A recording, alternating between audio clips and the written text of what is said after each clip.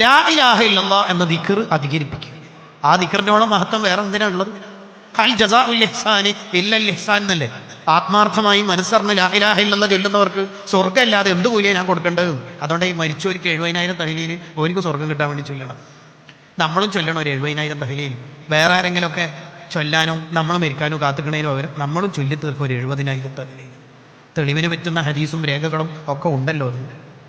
പിന്നെ ആ ചൊല്ലിയ ദിക്ർ വാട്സപ്പിൽ ഇടരുത്. കംപ്ലീറ്റ് ഇടണ്ട, പേടി ഇടണ്ട. അത് ചൊല്ലിയാൽ മതി. അത് ഭാര്യ അറിയണ്ട, എല്ലാം മുത്തുമണി അറിയണ്ട.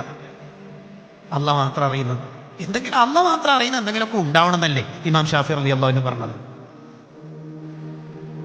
അള്ളാഹു മാത്രം അറിയുന്ന എന്തെങ്കിലുമൊക്കെ വേണം. ബിലാൽ റളിയല്ലാഹു അൻഹു നബി സല്ലല്ലാഹു അലൈഹി വസല്ലം തങ്ങളുടെ ചോദ്യത്തിന് മറുപടി പറയുന്നുണ്ടല്ലോ, അല്ല ബിലാലെ, സ്വർഗത്തിൽ നിന്റെ കാൽപാദങ്ങളാണല്ലോ, കാൽ പെരുമാറ്റമാണല്ലോ, എങ്ങനെ വേഗം സ്വർഗത്തിലെത്തിയത്? കാര്യമായിട്ടൊന്നുമില്ലേ?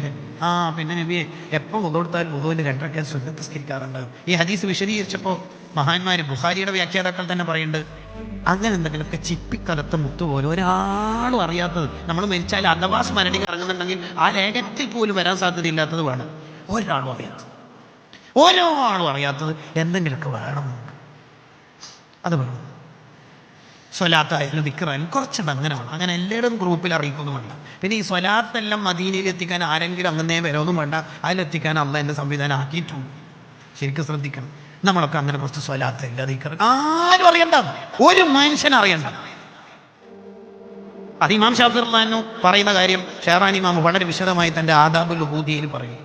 ഒരാൾ പറയും, ഇപ്പോൾ പള്ളിയിൽ ആരുമില്ല, രാവിലെ 10:30, ഒരാളും ഉണ്ടാവാനുള്ള പോസിബിലിറ്റി ഇല്ല. അപ്പോൾ 2 റസൂൽ ഉസ്മാനിയുടെ നല്ല വൃത്തിയുള്ള മുസാഫ് അവിടെ കൊണ്ടേക്കും. ആരും കണ്ടിട്ടില്ല. അൽഹംദുലില്ലാഹ്, സന്തോഷം.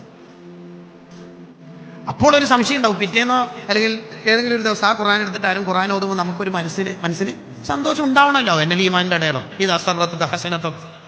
നിനക്ക് നന്മ കാണുമ്പോൾ സന്തോഷം ഉണ്ടെങ്കിൽ നീ മുഅ്മിനല്ലേ, കാണുമ്പോൾ സന്തോഷം ഉണ്ടാവണമല്ലോ. അൽഹംദുലില്ലാഹ്. അത് നമ്മുടെ ഉസ്താദ്മാര് ഈ മുത്താലിമീങ്ങൾ ഓതി പഠിക്കുന്ന ഉസ്താദ്മാർക്ക് എത്ര സന്തോഷം ഉണ്ടാവും? സന്തോഷമല്ലേ? സന്തോഷം.